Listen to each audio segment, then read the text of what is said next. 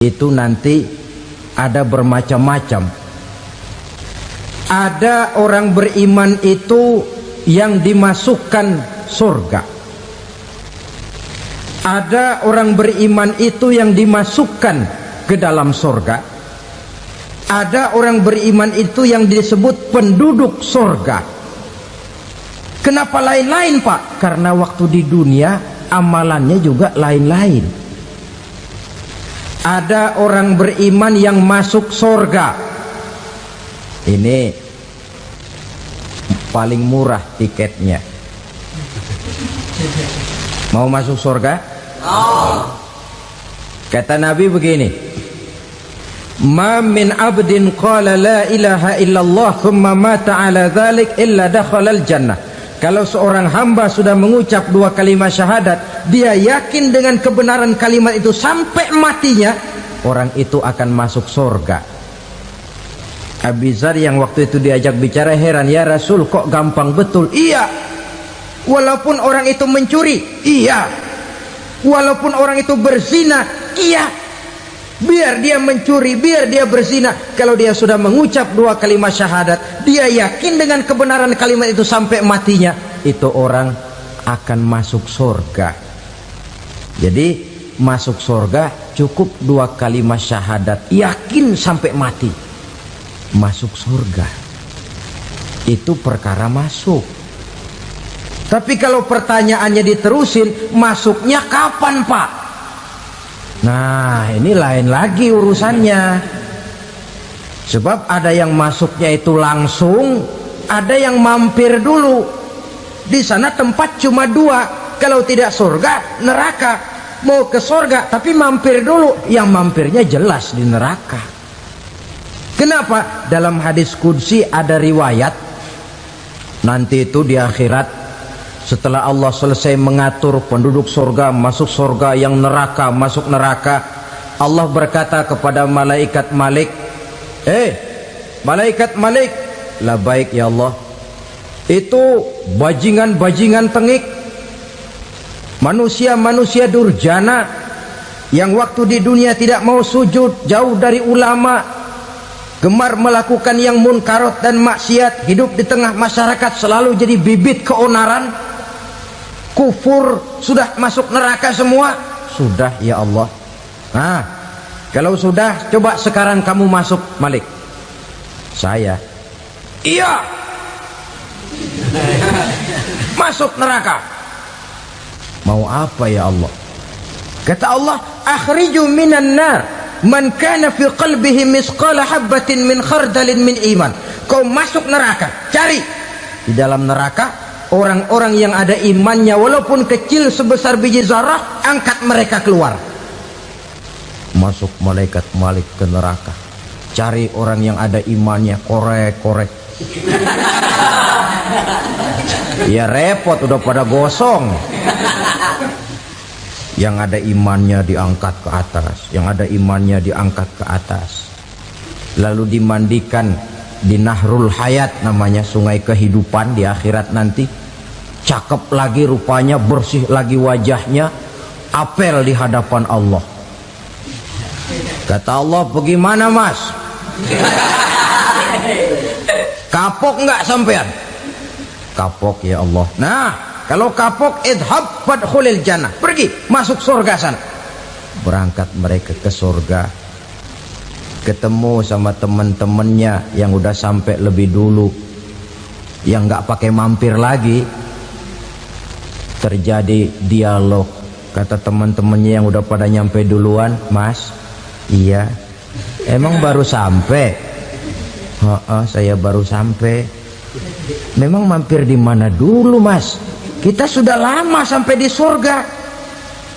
Saudara buka surah Al-Muddatsir ayat 34-35. Ma salakakum fis saqar?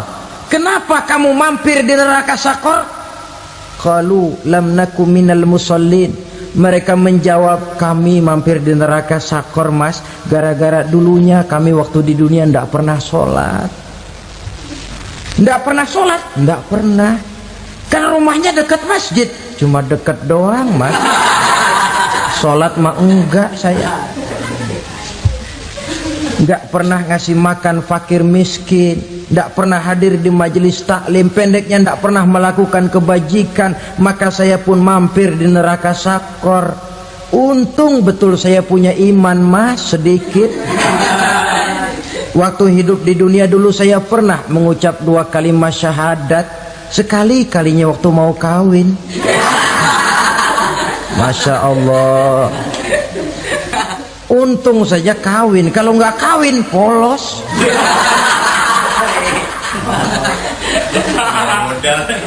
Itu juga pengulu sudah setengah mati ngajarin. Asyhadu alla, asyaduaan, asyaduaan.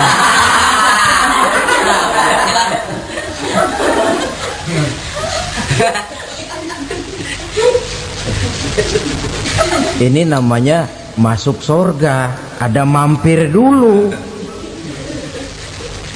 Ada pula orang mukmin itu yang dimasukkan surga. Namanya dimasukkan kan terima beres. Saya masuk ke rumah, jalan sendiri, cari tempat sendiri. Saya dimasukkan ke dalam rumah, terima beres, pokok ada di dalam, itu dimasukkan namanya. Nggak pakai mampir. Tapi tentu tiketnya lebih mahal ketimbang yang pertama tadi. Apa kata Allah? Innal ladzina amanu wa amilus salihat la ukaffiranna anhum sayyi'atihim wa la udkhilannahum jannah. Sesungguhnya orang-orang yang beriman kemudian beramal soleh, kami hapuskan segala dosa dan kesalahannya, kami masukkan mereka ke dalam surga. Lihat ayatnya, Allah yang memasukkan, kita yang dimasukkan. Tidak pakai transit, tidak usah mampir. Cuma tidak cukup syahadat, tidak cukup amanu, tapi diiringi dengan wa'amilus salih. Iman, amal. Tidak cukup syahadat, lalu dibuktikan dia sholat, dia zakat, puasa, lalu dia melakukan berbagai macam kebajikan. Ini yang menyebabkan dia tidak pakai mampir di tempat yang bernama sakor. Lalu ada pula orang mukmin itu yang disebut penduduk surga. Wah, ini sudah VIP ini. Ashabul jannah, penduduk surga.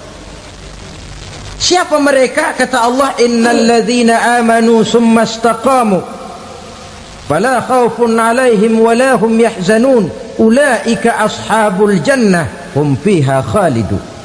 Sesungguhnya orang-orang yang beriman lalu istiqamah, tetap dalam melaksanakan perintah Allah, tidak goyah, tidak labil tapi stabil, istiqamah, mereka tidak takut dan tidak bersedih hati. Merekalah penduduk surga. Iman, istiqamah. Tidak punya duit, sembayang. Banyak duit, sembayang. Miskin, sembayang. Kaya, tetap sembayang. Istiqamah. Kadang orang kalau susah rajin ke masjid, banyak duitnya ngelihat masjid melengos. Waktu miskin hamba Allah, setelah kaya jadi hamba harta. Bergeser, tidak ada nilai istiqomahnya. Saudara-saudara, dengan begitu penduduk neraka itu dua. Ada penduduk permanen, ada penduduk yang semi permanen. Yang semi permanen orang-orang beriman yang mempunyai dosa besar. Mereka masuk ke neraka untuk menerima azab sesuai dengan dosanya. Bila selesai masa azab itu, mereka akan diangkat untuk ditempatkan kembali ke dalam surganya Allah Subhanahu wa ta'ala.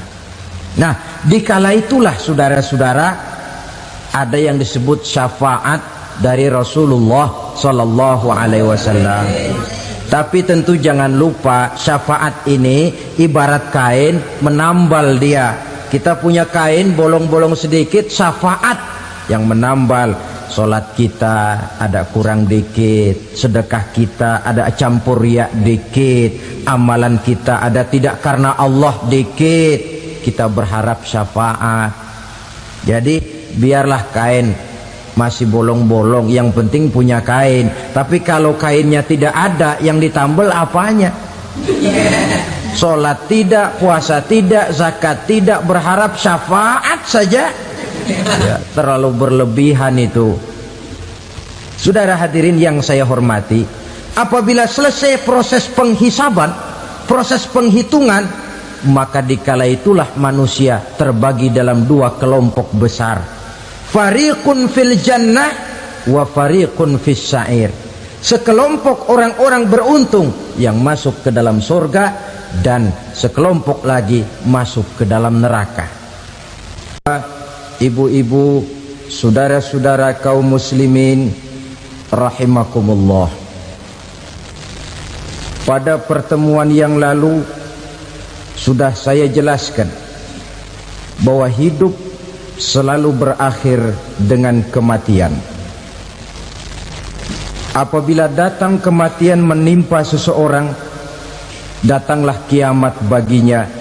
Itu yang disebut dengan kiamat kecil. Hakikatnya mati adalah perpindahan dari kehidupan di dunia ini menuju kehidupan di alam barzakh.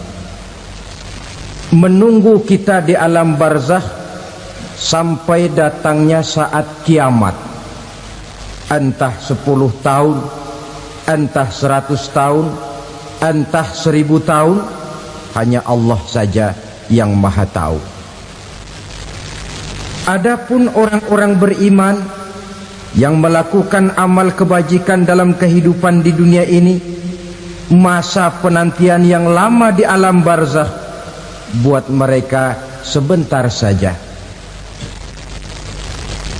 Tetapi bagi orang-orang kafir yang ingkar, yang tidak beriman kepada Allah, yang hidup di dunia cuma menumpuk-numpuk dosa, tentu penantian di alam barzakh akan merupakan waktu yang sangat lama. Bukankah dalam kehidupan kita waktu itu memang relatif? Contoh misalnya, bagi pemuda-pemudi yang sedang duduk asyik memadu cinta, waktu 4-5 jam saja rasanya cuma 4-5 menit, tenggelam oleh keasikan. Tapi buat orang yang berbaring di rumah sakit, meratap di balik-balik apa itu tembok derita kata lagu, di balik dinding-dinding penjara, sehari bagai seminggu, seminggu rasa sebulan, sebulan boleh jadi rasa setahun. Penantian yang sangat lama. Kapan kiamat itu akan datang? Ini rahasia Allah. Jangankan kita yang orang awam, baginda Nabi sendiri tidak diberitahu oleh Allah kapan kiamat itu akan terjadi. Tetapi sungguh pun demikian, banyak hadis-hadis yang menjelaskan ciri atau tanda-tanda datangnya kiamat. Nah, kalau sudah bicara soal tanda kiamat itu ada dua. Pertama yang disebut alamatus sughra, tanda-tanda kecil. Ini waktunya masih ada tenggang. Ada yang dinamakan alamatul kubra, tanda-tanda besar, artinya kiamat sudah diambang pintu. Apa tanda-tanda kecil dari datangnya hari kiamat itu? Misalnya kata Nabi, apabila ilmu sudah diangkat oleh Allah, artinya apabila ulama sudah banyak wafat, minat orang belajar agama berkurang, lalu kebodohan nampak merajalela di mana-mana, zina dikerjakan secara terbuka, minuman-minuman keras jadi kebanggaan, itu termasuk di antara tanda-tanda kecil terjadinya hari kiamat. Apalagi misalnya iza waladatil ammatu rabbataha, apabila budak sudah melahirkan tuan. Apa maksudnya? Ada yang mentafsirkan apabila anak sudah bisa membudaki orang tuanya. Orang tua yang melahirkan dia, yang membesarkan dia, demi setelah si anak besar jadi orang berpangkat, bertitel, berharta, berkedudukan, jadilah orang tua itu budaknya. Sehingga sering dibilang kalau orang tua kaya, anak jadi raja. Tapi kalau anak yang kaya, orang tua sering jadi budak. Apalagi munculnya fitnah yang bergelombang, timbul perang antara dua bangsa yang besar, waktu berjalan terasa sangat pendek sekali. Itu merupakan tanda di antara tanda-tanda kiamat. Termasuk di dalamnya sulit membedakan mana laki, mana perempuan. Kan kalau tanda-tanda kayak begini sekarang sudah banyak kita lihat kan. Ulama banyak wafat, penggantinya sulit. Zina dikerjakan berterang-terangan, minuman keras jadi kebanggaan, banyak anak membudaki orang tuanya, sulit membedakan mana laki mana perempuan. Kadang-kadang dari belakang kita lihat perempuan bener, begitu kita colek nengok jenggotan.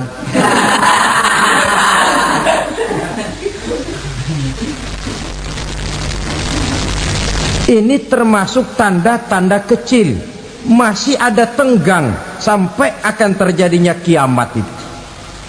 Nah, yang dimaksud dengan tanda-tanda besar, ini tanda besar artinya kiamat sudah di ambang pintu. Pertama, matahari terbit dari sebelah barat. Apabila matahari sudah terbit dari arah sebelah barat, tertutuplah sudah pintu taubat. Bersabda Nabi kita, la taqumus sa'atu hatta tatlu'a syamsu min maghribiha. Tidak akan datang hari kiamat sampai matahari terbit dari arah sebelah barat.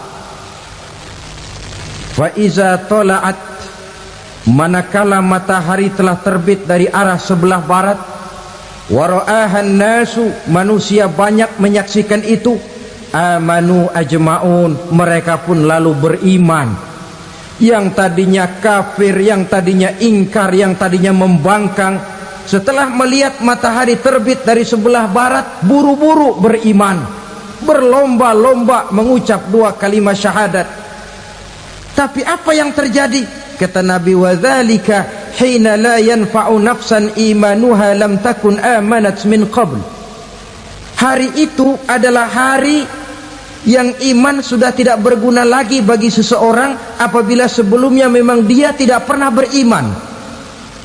Au kasabat fi imaniha khaira, atau beriman tetapi tidak pernah melakukan kebajikan di dalam keimanannya itu. Hari yang sudah kasib, hari yang sudah terlambat, beriman tidak akan ada gunanya lagi. Ini pelajaran buat kita. Sebelum sang surya terbit dari sebelah barat, sebelum nafas sampai di tenggorokan, artinya pintu taubat masih terbuka. Kalau dua hal itu sudah terwujud, nafas sudah sampai di kerongkongan atau matahari sudah terbit dari arah sebelah barat, tertutuplah sudah pintu taubat. Tak ada lagi gunanya pangkat, jabatan, harta, bahkan beriman pun dalam suasana macam itu too late, kata orang Kulon. Sudah terlambat. Matahari terbit dari arah sebelah barat, itu tanda besar, artinya kiamat sudah di ambang pintu. Lalu apalagi tanda besar? Munculnya Dajjal. Dajjal artinya pendusta-pendusta yang menyesatkan manusia. Ada dua macam Dajjal, saudara. Ada Dajjal kecil, ini Dajjal kelas teri. Kalau ini sejak zaman Rasulullah sudah ada itu. Tiap zaman ada. Di zaman Rasulullah misalnya ada yang bernama Aswad al-Unsi dari Yaman, ada yang namanya Musailamah al-Kazzab dari Yamamah, ada yang namanya Ibnu Sayyad dari Madinah, Ini dajjal-dajjal di zaman Rasul. Musailamatul Kadzab memproklamirkan diri jadi nabi, dia di zaman Rasul masih hidup. Ini dajjal zaman Nabi. Di zaman sahabat muncul dajjal-dajjal. Di zaman kita sekarang ini dajjal-dajjal pun gentayangan. Dajjal-dajjal kelas teri.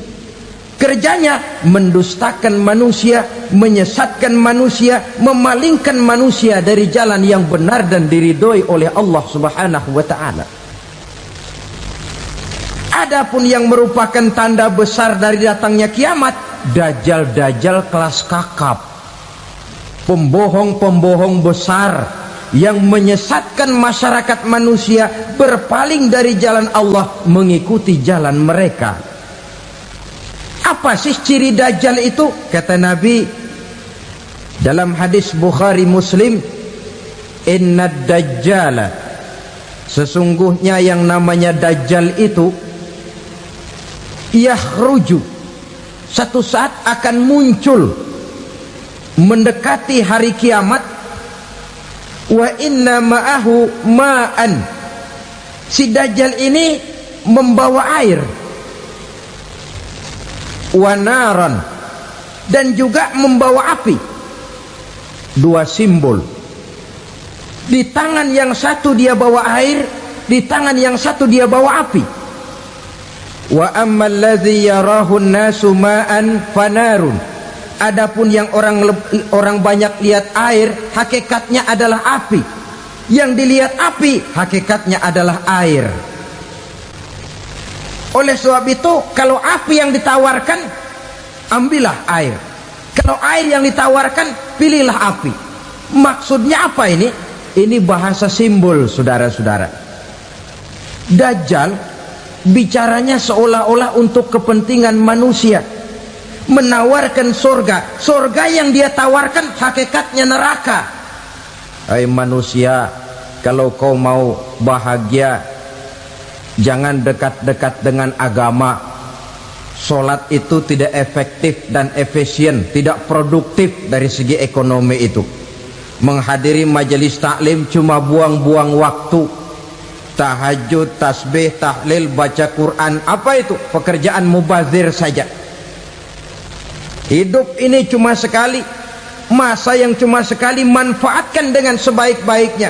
Mumpung, dibawanya sifat mumpung, tetapi dalam pengertian yang sangat negatif.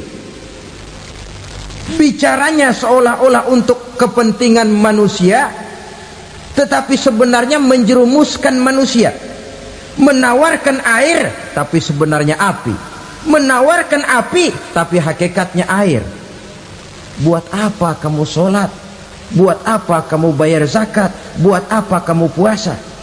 Surga yang dicanangkan dajjal, hakikatnya neraka. Neraka yang digambarkan dajjal, pada dasarnya adalah surga. Jadi memutarbalikan fakta itu kerjaan dajjal.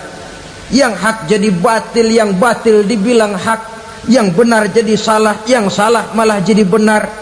Tuntunan disuruh jadi tontonan, tontonan malah menjadi tuntunan. Itu pekerjaan dajjal profesinya. Zamannya Nabi Adam, dajjalnya kan iblis. Betul? Betul. Apa sih rayuan iblis itu? Allah setelah menciptakan Nabi Adam kan bilang, Adam, kau dan istrimu Hawa tinggal di surga ini. Seluruh fasilitas yang ada di surga persilahkan kau nikmati. Satu yang tidak boleh, jangan coba-coba dekati pohon khuldi. Dekat saja jangan, apalagi sampai memetiknya. Datang dajjal yang namanya iblis ini. Adam, kamu tahu nggak kenapa tidak boleh makan buah khuldi? Ya nggak tahu, pokoknya saya dilarang. Bodoh kamu Dam. Khuldun artinya kekal. Kalau kamu makan itu buah, kau akan kekal di surga buat selamanya. Allah tidak kepengen, maka dilarang kamu makan buah khuldi. Kalau kau ingin kekal di surga Adam, makan saja. Saya bicara begini ini untuk kepentingan kamu Adam. Ini kan ciri-ciri dajjal. Bicaranya sih seolah-olah untuk kepentingan Nabi Adam, hakikat sebenarnya menjerumuskan Nabi Adam supaya ingkar dan melanggar larangan dari Allah Subhanahu wa ta'ala. Jadi setelah muncul Dajjal, timbul kekacauan-kekacauan di masyarakat. Banyak yang terpengaruh, terpedaya dan terpesona, termasuk mereka yang memproklamirkan diri jadi nabi, mereka yang memproklamirkan diri jadi rasul di zaman sesudah Rasulullah wafat. Itu adalah Dajjal.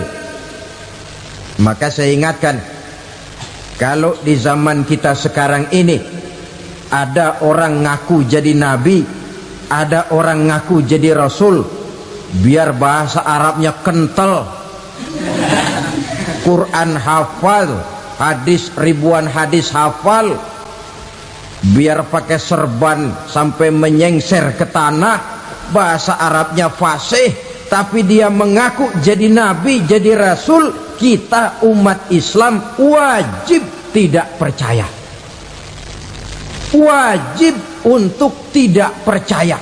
Itulah Dajjal zaman kita sekarang ini. Tidak mustahil mereka datang mempengaruhi orang awam supaya berpaling dari Rasulullah, mengikuti mereka. Nah, di akhir zaman nanti, mendekati hari kiamat, Dajjal ini muncul, Dajjal kelas kakap, menyesatkan masyarakat manusia untuk berpaling dari Islam, mengikuti seruan mereka. Apalagi di antara datangnya kiamat itu, tanda yang besar itu, turunnya Nabiullah Isa Al-Masih, putra Maryam. Menurut berbagai hadis yang sahih, Nabi Isa Al-Masih nanti akan turun lagi, tidak membawa risalah yang baru, tapi meluruskan risalah Islam ini yang telah banyak ditinggalkan oleh masyarakat. Bahkan ada hadis menjelaskan beliau akan membunuh Nabi, mematahkan kayu-kayu salib, lalu melaksanakan haji dan umrah mengikuti syariat Nabi Muhammad, bukan membawa agama baru, menjadi semacam mujaddid, reformer, menyelamatkan manusia dari bisikan Dajjal. Bahkan ada riwayat yang menjelaskan bahwa Nabi Isa berhasil mengalahkan Dajjal, mengembalikan masyarakat manusia kembali kepada ajaran Islam yang datang dari Allah, dibawa oleh Rasulullah Sallallahu Alaihi Wasallam. Dengan kata lain, turunnya Nabi Isa bukan sebagai Nabi dan Rasul baru, tetapi mengikuti syariat Nabi kita Muhammad Sallallahu Alaihi Wasallam. Saudara hadirin, ibu-ibu hadirat yang saya hormati, kemudian apalagi di antara tanda-tanda besar akan datangnya kiamat itu? Keluarnya asap atau awan. Kata Nabi, inna min asyrati sa'ah dukhanan yamla'u ma bainal masyriqi wal maghrib. Di antara tanda-tanda kiamat, munculnya awan antara langit dan bumi. Ini pun diperkuat dalam surah Ad-Dukhan ayat 10, fartaqib yauma ta'tis sama' bidukhanin mubin fayughshan nas hadza azabun alim. Bagi orang-orang yang beriman, mereka biasa-biasa saja, tapi bagi orang kufur, datangnya asap dan awan ini merupakan azab yang kelewat pedih. Barangkali sedikit mendekati gambaran tentang azab yang pedih ini, saya ingatkan alam pikiran kita kepada peristiwa yang belum lama terjadi. Pernah dengar berita bocornya reaktor nuklir di Chernobyl, Uni Soviet? Pernah dengar?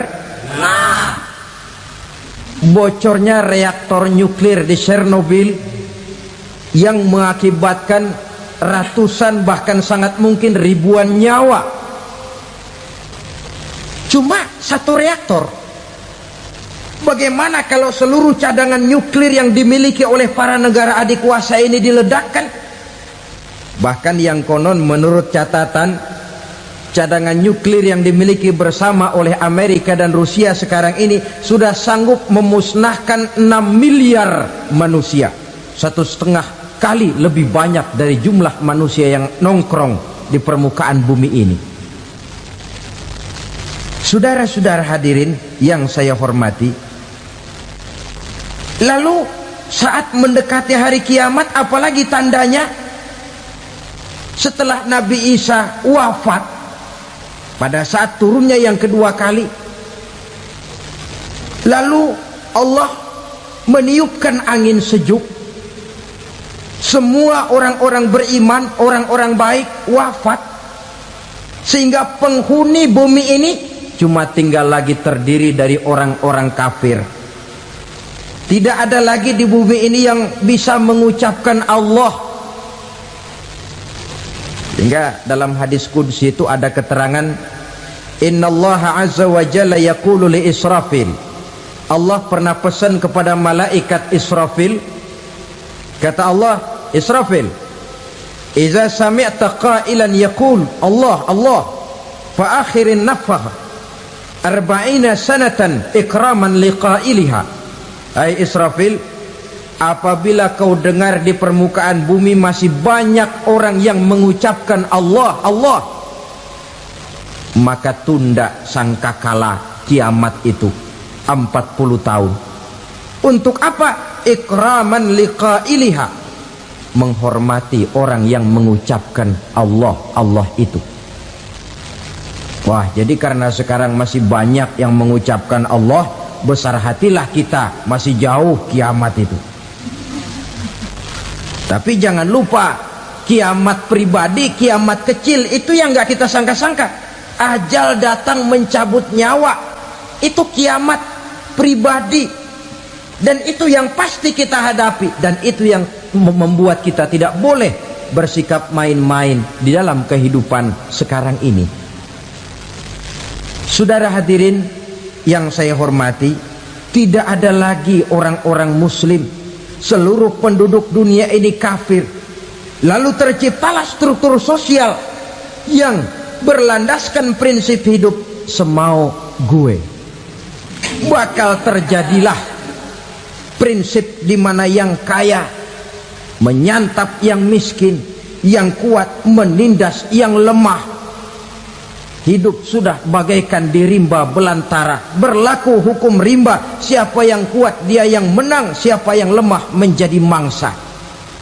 Timbul kekacauan, maksiat merajalela, munkarat menjadi-jadi, sehingga isi bumi ini penuh dengan segala macam perbuatan dosa. Tidak ada perlunya lagi alam diperpanjang temponya. Datang saat yang sudah dijanjikan oleh Allah Azza wa Jalla, maka terjadilah yang disebut kiamat kubra, kiamat besar, kiamat ancur-ancuran. Bagaimana kejadian ini dimulai? Dalam surah Az-Zumar ayat 68, Allah Subhanahu wa taala berfirman, wa nufikha fis suri fasa'iqa man fis samawati wa man fil ardi illa man sya'allahu. Maka manakala ditiuplah sangkakala, terkejutlah seluruh yang ada di langit dan seluruh yang ada di bumi. Bila saat kiamat datang, Allah perintah malaikat Israfil, Israfil, tiup sangkakalamu. Ditiuplah sangkakala oleh malaikat Israfil. Yang akibat daripada tiupan itu, seluruh yang ada di langit, seluruh yang ada di permukaan bumi terkejut. Yang ada di langit siapa? Malaikat kan. Bayangin aja kalau malaikat kaget, apalagi kita. Terkejut seluruh makhluk yang ada di bumi, yang ada di langit mendengar suara sangkakala itu. Bunyinya tidak sanggup kita bayangkan dahsyatnya. Ledakan nuklir, ledakan neutron belum apa-apa ketimbang bunyi sangkakala malaikat Israfil ini.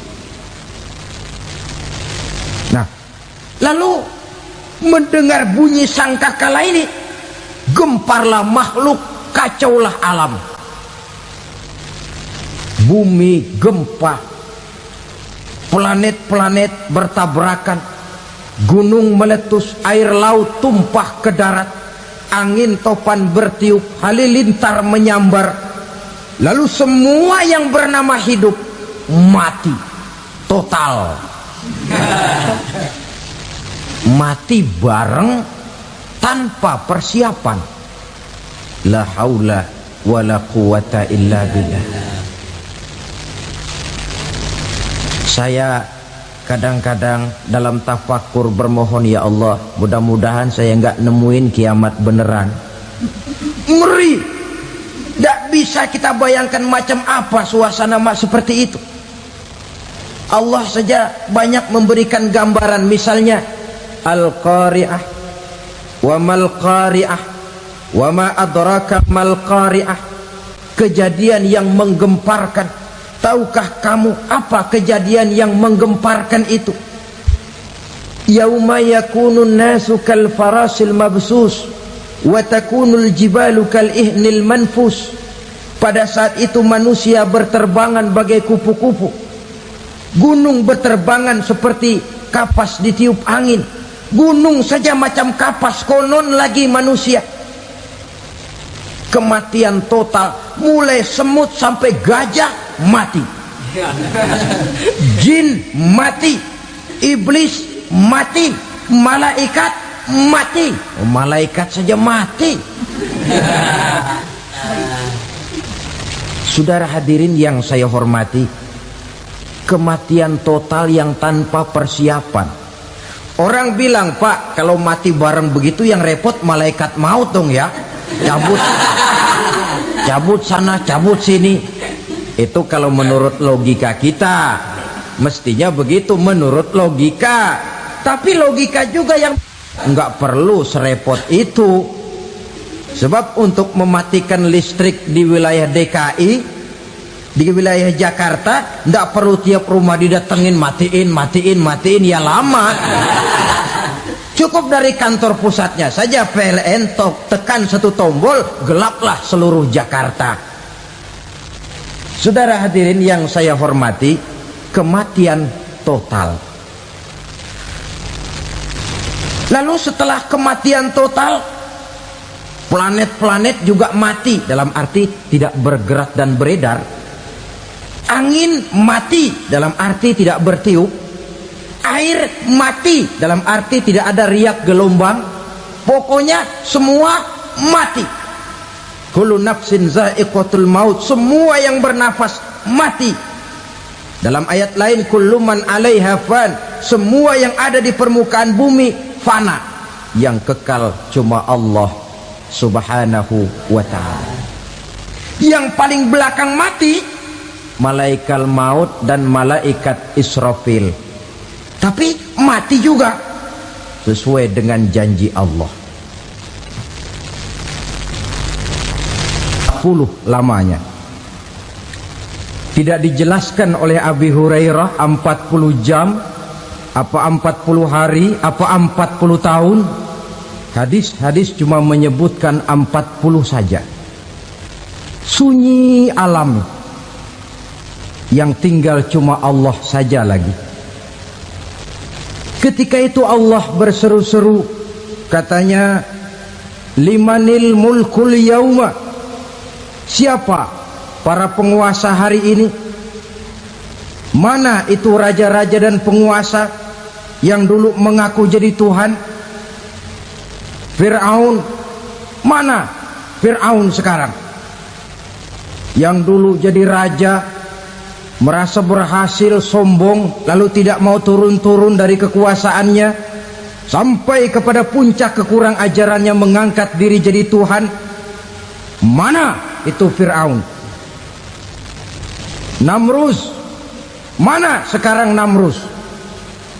La ilaha illa ana.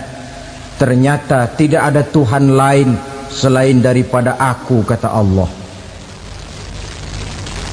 Proses kemudian, saudara-saudara, turunlah hujan dari langit. 40 lamanya hujan itu.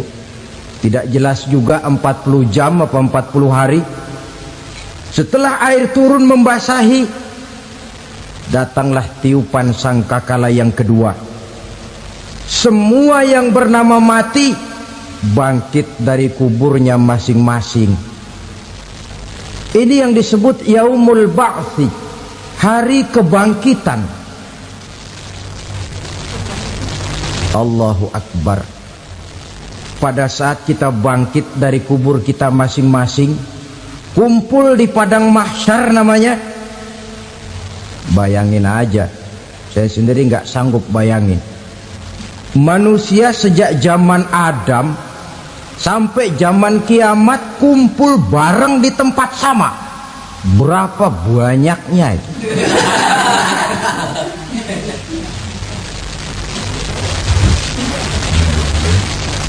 Dan yang luar biasa menurut satu riwayat, pada saat bangkit itu, Masya Allah, roman muka kita berubah,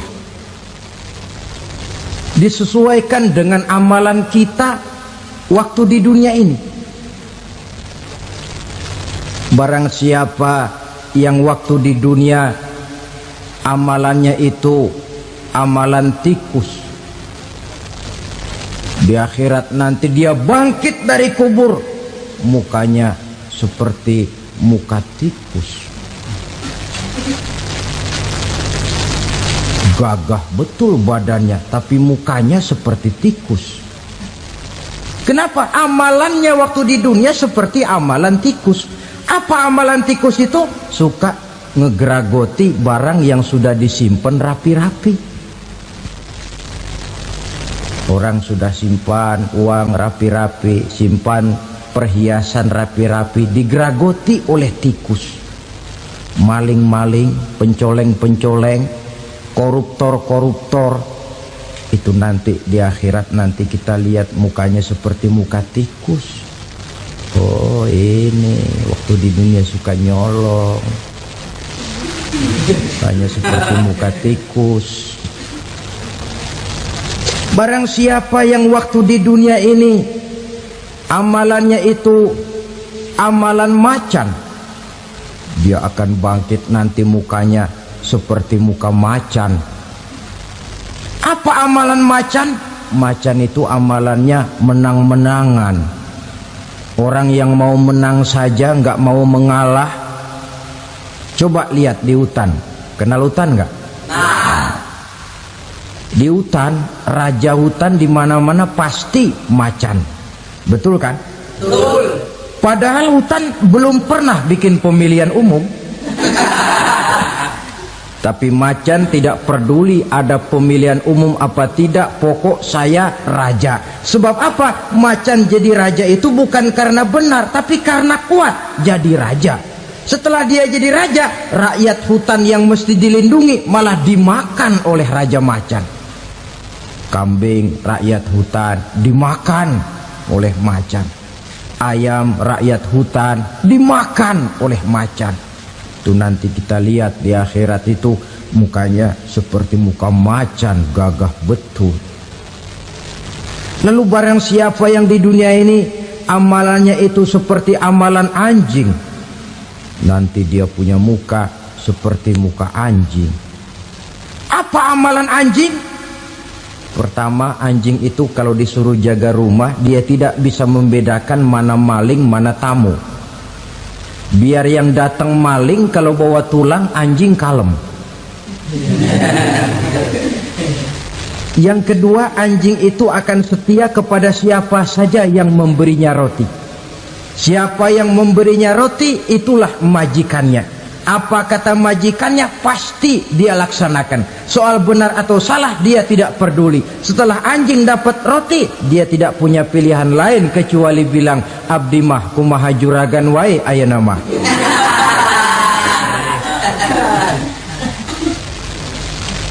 Saudara hadirin yang saya hormati, berkumpul di padang mahsyar, tiap orang sibuk dengan persoalannya masing-masing. Matahari waktu itu didekatkan oleh Allah, panas luar biasa. Ada yang saking panasnya itu mencucurkan peluh keringat sampai sebatas mata kakinya. Ada yang keringatnya sampai sedengkulnya, ada yang keringatnya sampai sepusatnya, ada yang keringatnya mengalir sampai sebahunya, ada yang kelelap oleh keringatnya sendiri, sementara orang di sampingnya nggak apa-apa. Bergantung lagi amalan dia waktu di dunia ini. Saudara-saudara, sebagian orang dalam kepanikan padang mahsyar berombong-rombong datang mereka menghadap Nabi Adam. Ya Adam, anta abal bashar. Hai Adam, Tuhan adalah bapak moyang manusia. Kami sebentar lagi akan disidang, dimintakan pertanggungan jawab. Tolonglah kami, hai Adam. Kata Nabi Adam, jangankan nolongin sampean, saya sendiri tanggung jawab di hadapan Allah. Ketika dulu tidak boleh makan khuldi, saya serobot. Sudahlah, urus diri masing-masing saja, nafsi. Begitu kata Nabi Nuh, begitu kata Nabi Ibrahim. Tiap orang bertanggung jawab sendiri-sendiri. Ketika itulah saudara-saudara, nikmatnya menjadi umat Nabi besar Muhammad sallallahu alaihi wasallam. Sebab apa? Walaupun menurut abjad kita ini umat paling belakang, paling belakang kita ini toh, karena Nabi Muhammad adalah Nabi akhir, tapi akan dihisap lebih dulu, lewat di atas sirat lebih dulu, masuk surga lebih dahulu ketimbang umat-umat belakangan. Ketika Rasul mendekati ajal, beliau tanyakan itu kepada malaikat Jibril. Malaikat Jibril berkata, Muhammad jangan khawatir, Allah sudah berjanji, inni haramtul jannata ala sairil anbiya hatta tadkhulaha anta wa haramtuha ala sairil umami hatta tadkhulaha ummatuka. Surga aku haramkan buat seluruh nabi kecuali kalau engkau Muhammad sudah masuk ke dalamnya, dan surga aku haramkan buat seluruh umat kecuali kalau umatmu Muhammad sudah masuk ke dalamnya. Logikanya, walaupun menurut abjad kita umat paling belakang, bakal dihisap paling dulu, lewat di atas sirat paling dulu, masuk surga paling dulu, kalau mampir ke neraka juga paling dulu. Ya resiko. Jangan mau enaknya aja paling dulu. Saudara hadirin yang saya hormati, setelah masa kebangkitan itu jangan dikira begitu bangkit langsung diperiksa. Masih menunggu menanti ribuan tahun perhitungan padang mahsyar untuk sampai kepada proses yang disebut yaumul hisab, hari perhitungan. Seorang demi seorang bakal dipanggil. Bayangkan saja, kita se-RT saja di absen, kadang-kadang perlu waktu lama. Ini manusia sejak zaman Nabi Adam sampai datang hari kiamat, satu demi satu disidang di hadapan Qadhi Rabbul Jalil. Status sosial copot sudah waktu itu. Yang pernah jadi hartawan di situ tidak lagi kelihatan kehartawanannya. Yang pernah jadi jenderal tidak lagi dipanggil jenderalnya. Yang ustadz tidak lagi dipanggil al-mukarramnya. Seluruh status sosial selesai. Dipanggillah kita seorang demi seorang menghadap Qadhi Rabbul Jalil. Bagaimana proses penghisaban itu? Pertama, proses tanya jawab. Di antaranya ada hadis menyatakan, lan tazula qadama 'abdin yaumal qiyamah hatta yus'ala an arba'i khisalin. Besok di hari kiamat tidak akan bergeser telapak kaki seorang hamba sampai dia ditanya lebih dulu tentang 4 persoalan. Tentang ilmunya, kemana ilmu itu diamalkan. Tentang umurnya, di mana umur itu dihabiskan. Tentang masa mudanya, kemana masa muda itu dipakai. tentang hartanya, dari mana harta itu didapat dan kemana harta itu dibelanjakan. Ini termasuk proses tanya jawab. Jadi kalau istilah pengadilan dunia, nama Fulan bin Fulan. Kamu waktu di dunia diberikan umur panjang untuk apa? Pernah mengalami masa muda, kemana kau habiskan masa remajamu? Kau diamanahkan ilmu, dengan apa ilmumu kau amalkan? Kau diberikan harta, dari mana harta kau dapat, kemana kau belanjakan? Tak seorang pun yang bisa mungkir. Sebab apa? Dikala itu yang menjadi saksi bukan orang. Yang menjadi saksi adalah seluruh anggota badan kita. Tangan bicara, kaki jadi saksi terhadap seluruh amalan yang pernah kita kerjakan pada saat kehidupan di alam dunia ini. Selesai proses tanya jawab, lalu diperlihatkan buku catatan kita waktu hidup di dunia ini. Jangan lupa Allah itu menyiapkan 2 superkomputer kepada kita. Sebelah ditempelin sebelah kanan, yang sebelah tempelin di sebelah kiri. Komputer itu namanya Raqib dan Atid, 2 malaikat yang apabila baik kita lakukan, refleks saja akan menulis kebajikan kita. Jahat kita kerjakan, akan tertulis. Catatan itu nanti diperlihatkan kepada kita. Waduh, alangkah malunya pada saat diperlihatkan catatan kita, buku rapot kita merah melulu. Barangkali diperiksa sambil diomelin, brengsek lo. Buku merah melulu begini, bagaimana waktu hidup di dunia? Tidak cukup diperlihatkan buku catatan kehidupan, rekaman kehidupan. Rekaman kehidupan kita secara utuh sejak terlahir sampai ajal datang merenggut nyawa. Barangkali mirip dengan video sekarang ini, di mana terekam dengan baik seluruh kegiatan kita, sejak yang sekecil-kecilnya sampai kepada yang sebesar-besarnya.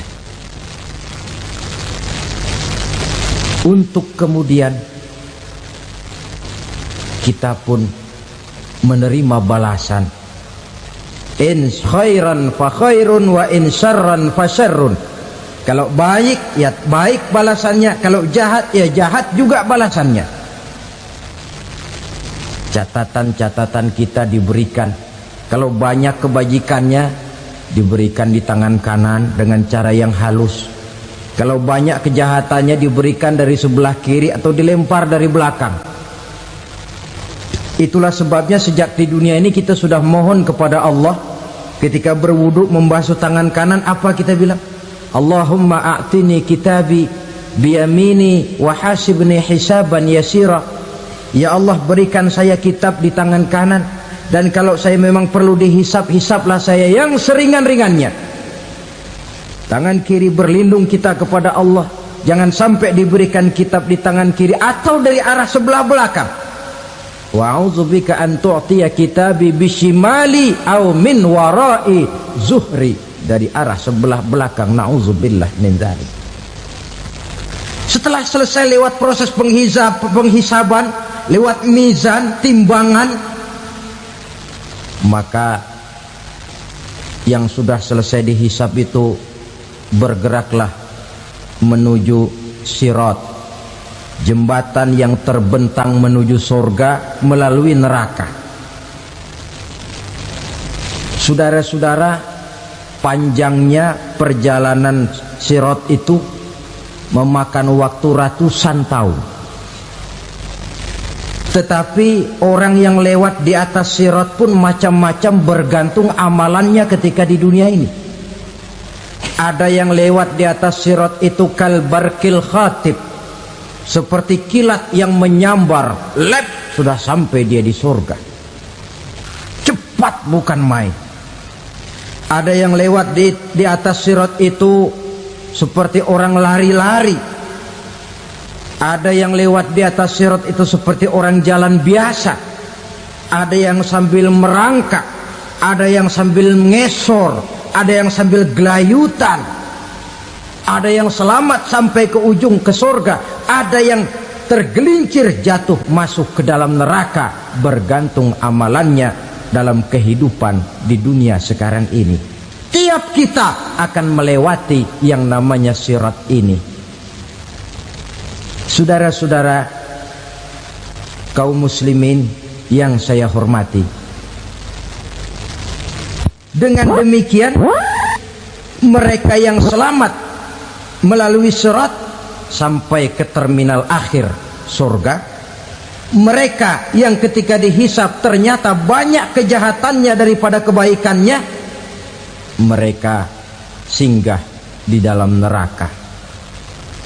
Nah, adapun orang-orang yang beriman menurut ayat Quran dan hadis Nabi itu nanti ada bermacam-macam. Ada orang beriman itu yang dimasukkan surga. Ada orang beriman itu yang dimasukkan ke dalam surga. Ada orang beriman itu yang disebut penduduk surga. Kenapa lain-lain, Pak? Karena waktu di dunia amalannya juga lain-lain. Ada orang beriman yang masuk surga. Ini paling murah tiketnya. Mau masuk surga? Kata Nabi begini, ma min abdin qala la ilaha illallah thumma mata ala dhalik illa dakhalal jannah. Kalau seorang hamba sudah mengucap dua kalimat syahadat, dia yakin dengan kebenaran kalimat itu sampai matinya, orang itu akan masuk surga. Abi Dzar yang waktu itu diajak bicara heran, ya Rasul kok gampang betul? Iya, walaupun orang itu mencuri, iya, walaupun orang itu berzina, iya. Biar dia mencuri, biar dia berzina, kalau dia sudah mengucap dua kalimat syahadat, dia yakin dengan kebenaran kalimat itu sampai matinya, itu orang akan masuk surga. Jadi masuk surga cukup dua kalimat syahadat, yakin sampai mati, masuk surga. Itu perkara masuk. Tapi kalau pertanyaannya diterusin, masuknya kapan, Pak? Nah, ini lain lagi urusannya. Sebab ada yang masuknya itu langsung, ada yang mampir dulu. Di sana tempat cuma dua, kalau tidak surga, neraka. Mau ke surga tapi mampir dulu, yang mampirnya jelas di neraka. Kenapa? Dalam hadis qudsi ada riwayat, nanti itu di akhirat, setelah Allah selesai mengatur penduduk surga masuk surga, yang neraka masuk neraka, Allah berkata kepada malaikat Malik, malaikat Malik, labaik ya Allah, itu bajingan-bajingan tengik, manusia-manusia durjana yang waktu di dunia tidak mau sujud, jauh dari ulama, gemar melakukan yang munkarat dan maksiat, hidup di tengah masyarakat selalu jadi bibit keonaran, kufur, sudah masuk neraka semua. Sudah ya Allah. Nah, kalau sudah, coba sekarang kamu masuk, Malik. Saya, iya, masuk neraka. Mau apa ya Allah? Kata Allah, akhriju minan nar man kana fi qalbihi misqala habbatin min khardalin min iman. Kau masuk neraka, cari di dalam neraka orang-orang yang ada imannya walaupun kecil sebesar biji zarah, angkat mereka keluar. Masuk malaikat Malik ke neraka, cari orang yang ada imannya, korek-korek. Ya repot, udah pada gosong. Yang ada imannya diangkat ke atas, yang ada imannya diangkat ke atas, lalu dimandikan di Nahrul Hayat, namanya sungai kehidupan di akhirat nanti. Cakep lagi rupanya, bersih lagi wajahnya, apel di hadapan Allah. Kata Allah, bagaimana mas? Kapok nggak sampean? Kapok ya Allah. Nah, kalau kapok, idhab fadkhulil jannah, pergi masuk surga sana. Berangkat mereka ke surga. ketemu sama teman-temannya yang udah sampai lebih dulu, yang nggak pakai mampir lagi. Terjadi dialog. Kata teman-temannya yang udah pada nyampe duluan, "Mas, iya, emang baru sampai?" Saya baru sampai." "Memang mampir di mana dulu, Mas? Kita sudah lama sampai di surga." Saudara buka surah Al-Muddatsir ayat 34-35. "Ma salakakum fis saqar?" Kenapa kamu mampir di neraka Saqar? Qalu lam naku minal musallin. Mereka menjawab, kami mampir di neraka Saqar, Mas, gara-gara dulunya kami waktu di dunia ndak pernah sholat. Ndak pernah sholat? Ndak pernah. Kan rumahnya dekat masjid. Cuma dekat doang, Mas. Sholat mah enggak saya. Enggak pernah ngasih makan fakir miskin, enggak pernah hadir di majelis taklim, pendeknya enggak pernah melakukan kebajikan. Maka saya pun mampir di neraka Saqar. Untung betul saya punya iman, Mas, sedikit.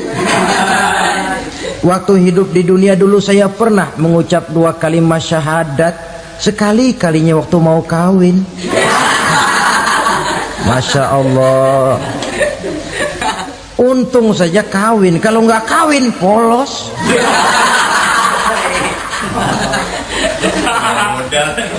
Itu juga pengulu sudah setengah mati ngajarin. Asyhadu alla, asyaduaan, asyaduaan.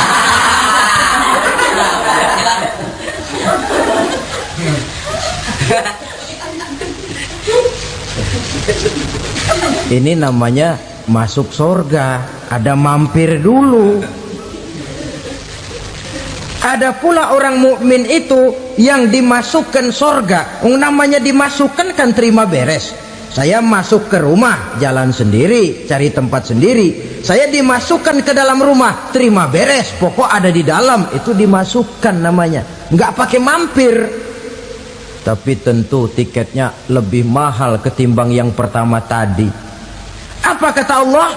Innal ladzina amanu wa amilus salihat la ukaffiranna anhum sayyi'atihim wa la udkhilannahum jannah. Sesungguhnya orang-orang yang beriman kemudian beramal soleh, kami hapuskan segala dosa dan kesalahannya, kami masukkan mereka ke dalam surga.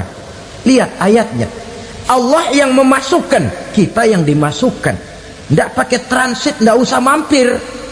Cuma tidak cukup syahadat, tidak cukup amanu, tapi diiringi dengan wa'amilus salih. Iman, amal. Tidak cukup syahadat, lalu dibuktikan dia sholat, dia zakat, puasa, lalu dia melakukan berbagai macam kebajikan. Ini yang menyebabkan dia tidak pakai mampir di tempat yang bernama Saqar.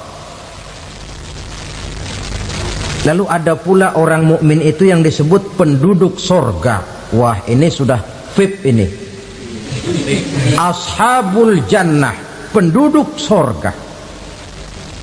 Siapa mereka? Kata Allah, innal ladzina amanu summa istaqamu fala khaufun alaihim wala hum yahzanun ulaika ashabul jannah hum fiha khalidun. Sesungguhnya orang-orang yang beriman lalu istiqamah, tetap dalam melaksanakan perintah Allah, tidak goyang, tidak labil tapi stabil, istiqamah, mereka tidak takut dan tidak bersedih hati. Merekalah penduduk surga. Iman, istiqamah. Tidak punya duit, sembayang. Banyak duit, sembayang. Miskin, sembayang. Kaya, tetap sembayang. Istiqamah. Kadang orang kalau susah rajin ke masjid, banyak duitnya ngelihat masjid melengos. Waktu miskin hamba Allah, setelah kaya jadi hamba harta. Bergeser, tidak ada nilai istiqomahnya. Saudara-saudara, dengan begitu penduduk neraka itu dua.